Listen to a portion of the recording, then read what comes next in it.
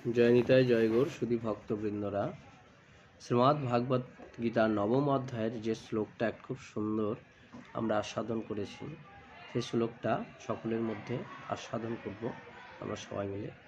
শ্লোকটা ভগবান বলছেন, অনন্য চিন্তায়ন্ত মাং যে জনা পর্যপাস হতে তেসাং নিত্যভিযুক্তানাং যোগক্ষেমাং বহমহম।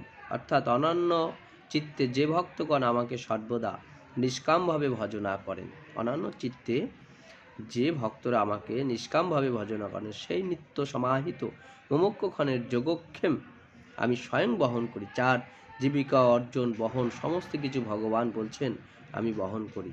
তাহলে এই শ্লোকের মাধ্যমে আমরা বুঝতে পারি যে ভগবানের কত গুরুত্ব, কত দায়িত্ব ভগবান, যে একবার শ্রদ্ধা সহকারে যে অনন্য চিত্তে আমার সর্বদা নিষ্কামভাবে ভজনা করেন।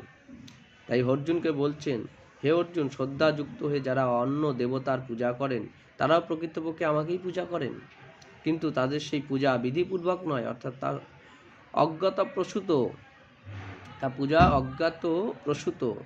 তাই বলছেন, কারণ আমি সমস্ত যজ্ঞের ভোক্তা এবং প্রভু, কিন্তু তারা পরমেশ্বর রূপী আমাকে তত্ত্ব জানে না।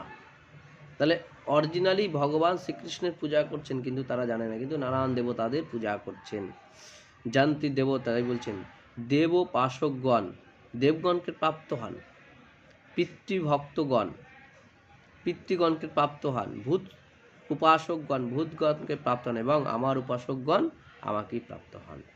তাই বলছেন, দেখো যে যে যেভাবে ভজনা করে, কেউ যদি দেবলোক উপাসন করেন তাহলে দেবলোক প্রাপ্তি হন, কেউ যদি পিতৃলোককে উপাসনা করেন তাহলে পিতৃলোক প্রাপ্তি হন, কেউ ভূতগণকে যদি পূজা করে ভূতগণ প্রাপ্ত হন, কিন্তু কেউ যদি ভগবান শ্রীকৃষ্ণকে সেবা দেয়, পূজা করে তাকে, তাহলে ভগবান বলছে সে আমাকেই প্রাপ্ত হন।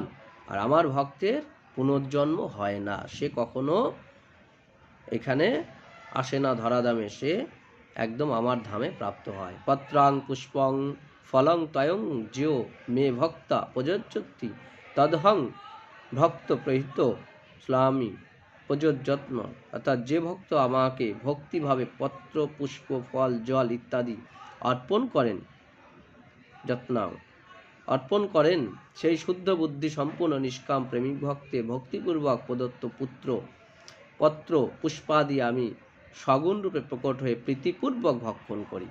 অর্থাৎ এখানে কি বলছেন, যে ভক্ত আমাকে ভক্তিভাবে একটা পত্র পুষ্প ফল জল ইত্যাদি যদি কেউ একদম ভক্তিভাবে তাকে অর্পণ করে, ভগবান নিজে প্রকট হয়ে তিনি প্রীতিপূর্বক ভক্ষণ করেন।